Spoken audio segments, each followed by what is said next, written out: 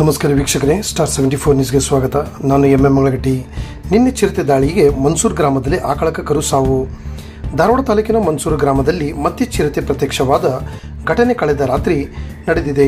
ಆಕಳ ಕರುವಿನ ಮೇಲೆ ದಾಳಿ ಮಾಡಿರುವ ಚಿರತೆ ಹೆಜ್ಜೆಗಳ ಗುರುತು ಪತ್ತೆಯಾಗಿರುವುದು ಮನಗುಂಡಿ, ಬೆಳಗಟ್ಟಿ, ಮನ್ಸೂರು ಸೇರಿದಂತೆ ಸುತ್ತಮುತ್ತಲಿನ ಗ್ರಾಮಸ್ಥರಿಗೆ ಆತಂಕ ಮೂಡಿಸಿದೆ. ಧಾರವಾಡ ತಾಲೂಕಿನ ಮನ್ಸೂರು ಗ್ರಾಮದ ಬಳಿ ಕಾಣಿಸಿಕೊಂಡ ಚಿರತೆ ಗ್ರಾಮದ ಕರೆಮ್ಮ ದೇವಸ್ಥಾನದ ಬಳಿ ಕಟ್ಟಿದ ಆಕಳಿನ ಕರುವಿನ ಮೇಲೆ ದಾಳಿ ಮಾಡಿ ಚಿರತೆ ದಾಳಿಯಿಂದಾಗಿ ಕರು ಸಾವನ್ನಪ್ಪಿದೆ.